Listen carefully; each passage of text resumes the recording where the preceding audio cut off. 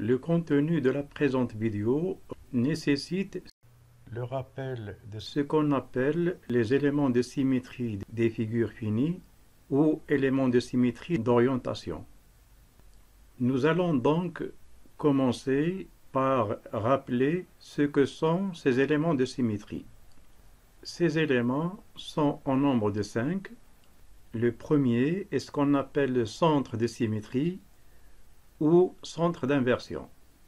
Le deuxième, c'est le plan de symétrie ou ce qu'on appelle aussi miroir. Parmi les autres éléments de symétrie, on peut citer également ce qu'on appelle les axes de rotation d'ordre n ou ce qu'on appelle également axes propres ou directs. Parmi les éléments de symétrie d'orientation, il y a aussi les axes de rotation inversion ou ce qu'on appelle aussi les axes impropres ou indirects. Parmi les éléments de symétrie d'orientation, on trouve également ce qu'on appelle les axes de rotation-réflexion, qu'on appelle aussi axes de rotoréflexion ou axes de réflexion rotatoire. Pour ce qui concerne le centre de symétrie ou d'inversion, on rappelle qu'une figure, une maille par exemple, possède la symétrie d'inversion par rapport à un point I si tout point A, qui peut être un atome ou un ion dans le cas d'une maille, admet comme image un point B de telle sorte que le point I se trouve exactement au milieu du segment AB. La distance IA est alors égale à la distance IB. Les points A, I et B sont alors alignés et la distance IA est égale à la distance IB. Si par exemple le centre d'inversion est l'origine d'un repère orthonormé OXYZ, tout point de coordonnées x, y, z aura alors comme image par le centre d'inversion le point de coordonnées moins x, moins y, moins z qu'on note en cristallographie x bar, y bar, z bar. La figure est dite dans ce cas centrosymétrique. Le centre de symétrie est symbolisé par la petite lettre C ou bien par le symbole 1 bar. Quant à la représentation graphique du centre de symétrie, on la symbolise avec un petit cercle. Pour ce qui concerne maintenant le plan de symétrie ou ce qu'on appelle miroir, on peut dire qu'une figure telle qu'une maille possède un plan de symétrie ou miroir si tout point A, qui peut être un atome ou un ion dans le cas d'une maille, donc tout point A, situé d'un côté du miroir, admet comme image un point B, situé de l'autre côté du miroir et à la même distance du miroir que le point A, de telle sorte que le segment AB soit perpendiculaire au miroir. Si par exemple le plan de symétrie est le plan XOY d'un repère orthonormé OXYZ, tel que OZ est perpendiculaire au plan XOY, alors tout point de coordonnées XYZ aura comme image le point de coordonnées XY moins Z. Ainsi, seule la coordonnée qui est en dehors du miroir, à savoir la coordonnée Z, est inversée. Un plan de symétrie ou miroir est symbolisé en cristallographie par la lettre petit m. Quant à la représentation graphique du miroir, on la représente sur les figures par un trait si le miroir est perpendiculaire au plan du dessin et par deux traits perpendiculaires dans le cas où le miroir est dans le plan du dessin.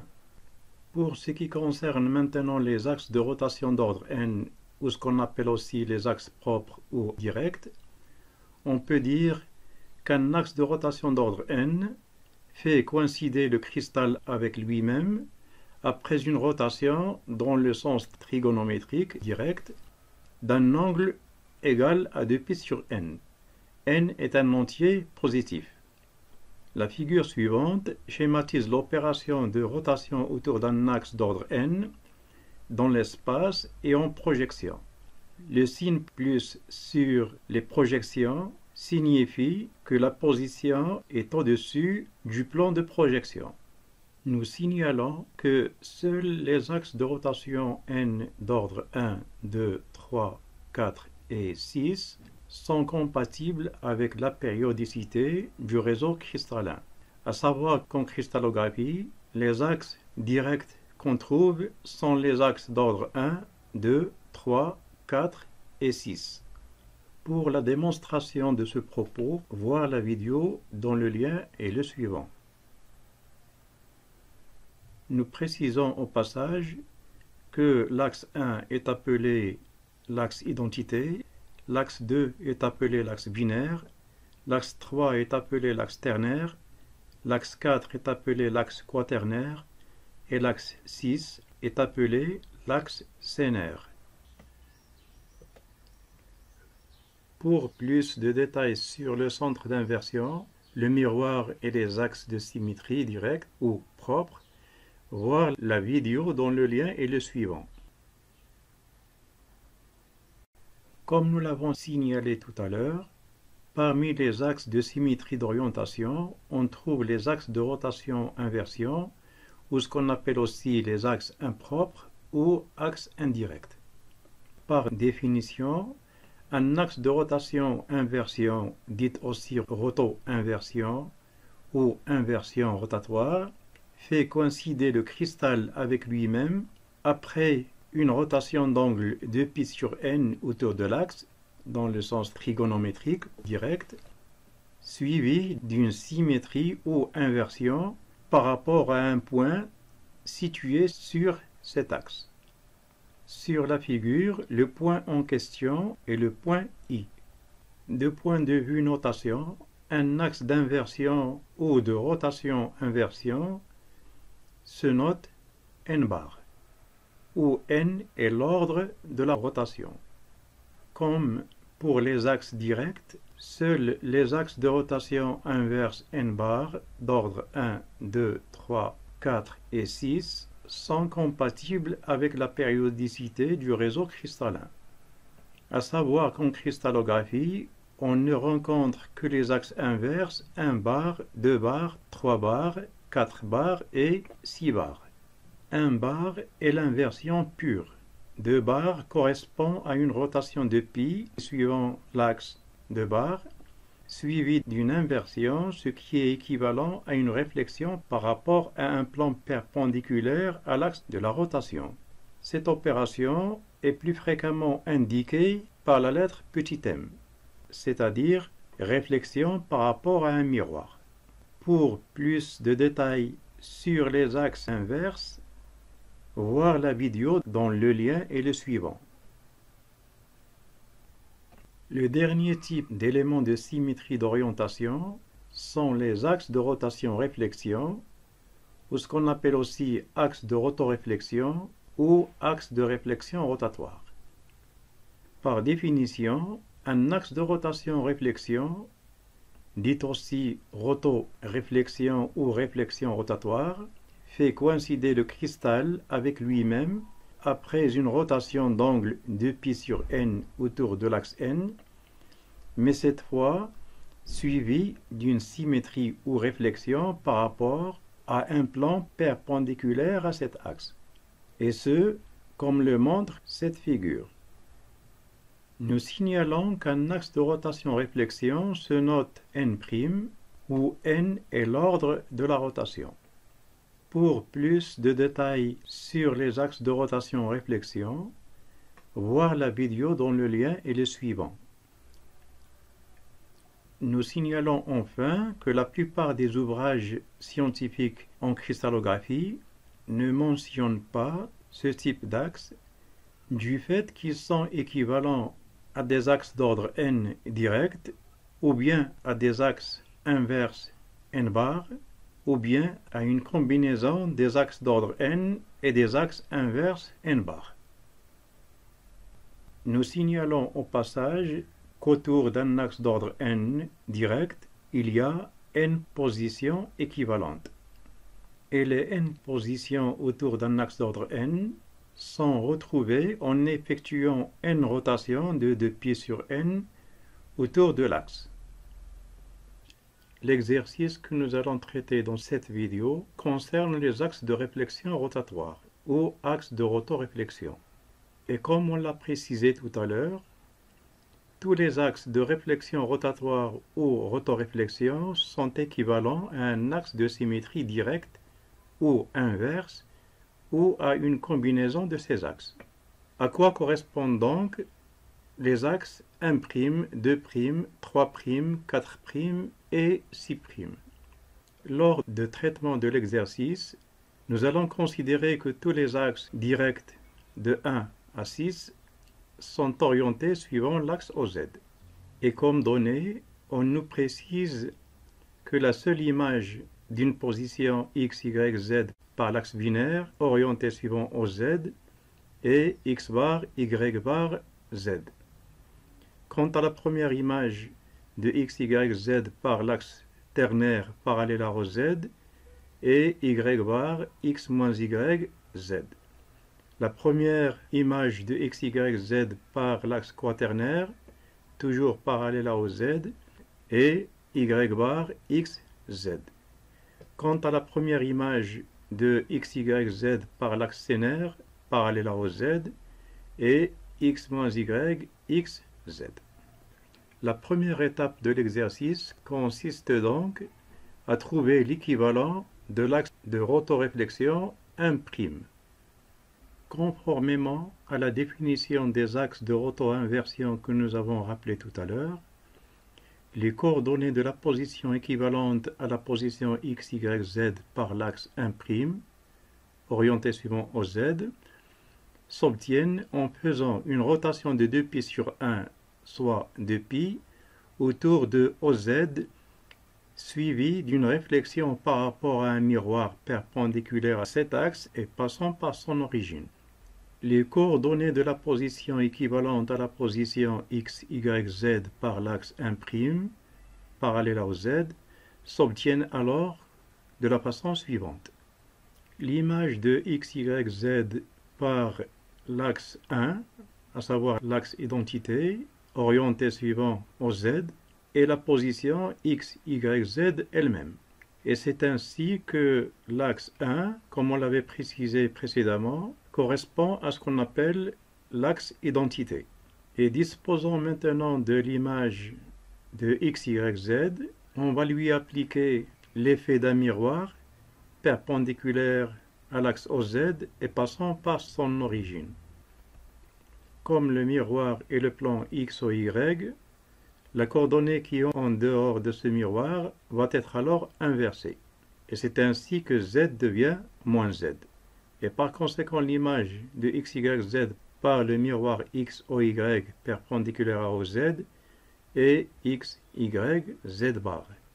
Nous signalons au passage que lorsqu'on applique un élément de symétrie d'orientation, à savoir l'inversion, le miroir, les axes directs, inverses ou de rotoréflexion, on ne s'arrête que lorsqu'on applique de façon successive l'action de l'élément de symétrie concerné pour revenir à la position initiale x, y, z. Ainsi, dans le cas que nous sommes en train de traiter, pour savoir est-ce que x, y, z bar est la seule image de x, y, z, il faudrait qu'on applique de nouveau l'action de l'axe 1' sur l'image x, y, z bar pour voir si on va tomber sur la position initiale x, y, z ou bien sur une autre position équivalente. Si on applique alors l'action de l'axe 1 sur la position x, y, z bar, l'image sera x, y, z bar. La position n'a pas changé, ce qui est normal puisqu'on est en présence de l'axe identité. Et si on applique maintenant l'action du miroir x au y, qui est perpendiculaire à OZ, la position x, y, z bar va avoir comme image x, y, z. Et voilà, donc on a fait la boucle, on est parti de x, y, z initial, et on est revenu, en appliquant l'action de l'axe 1', on est revenu à la position de départ x, y, z. On conclut donc que la seule image de x, y, z par l'axe 1' est x, y, z bar. Comme l'image de x, y, z par l'axe 1' est x, y, z bar, c'est que l'axe 1' orienté suivant OZ est équivalent à un miroir x, o, y perpendiculaire à OZ.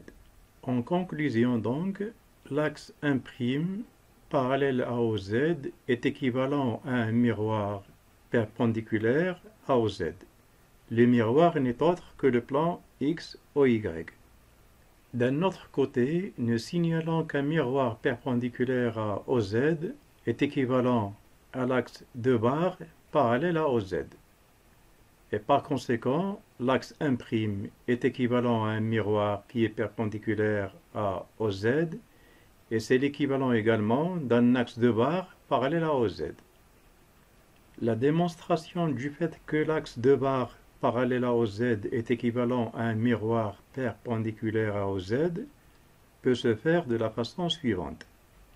Conformément à la définition des axes inverses que nous avons rappelé tout à l'heure, les coordonnées de la position équivalente à la position x, y, z par l'axe 2 bar parallèle à OZ s'obtiennent en faisant une rotation de 2π sur 2, à savoir π, autour de OZ, suivie d'une inversion par rapport à l'origine du repère x, y, z, à savoir par rapport à l'origine de l'axe OZ.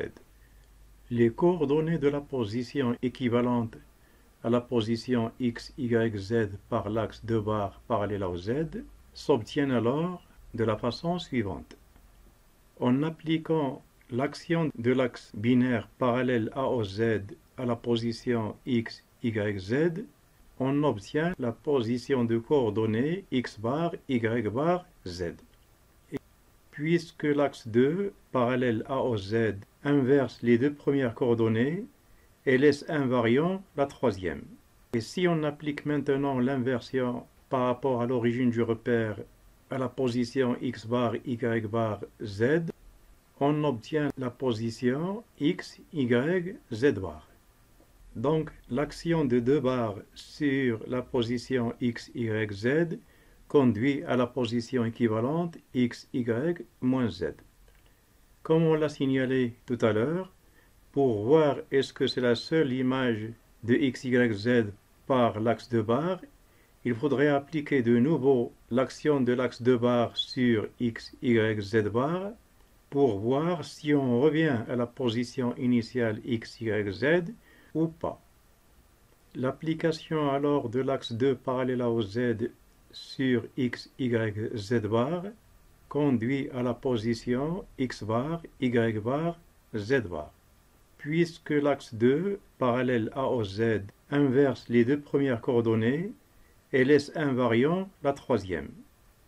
Et si maintenant on inverse cette position, on revient alors à la position initiale x, y, z. On conclut donc que la seule image de x, y, z par l'axe 2 bar est x, y, z bar. L'image de x, y, z par l'axe 2 bar parallèle à OZ est exactement la même que celle de x, y, z par un miroir qui est perpendiculaire à l'axe OZ et passant par son origine. Par voie de conséquence, l'axe 2 bar orienté suivant OZ est équivalent au miroir x, o, y qui est perpendiculaire à OZ. Et ainsi, on vérifie bien que l'axe 1' parallèle à OZ n'est autre que l'équivalent d'un miroir x, o, y perpendiculaire à OZ, lui-même équivalent à un axe 2 bar parallèle à OZ.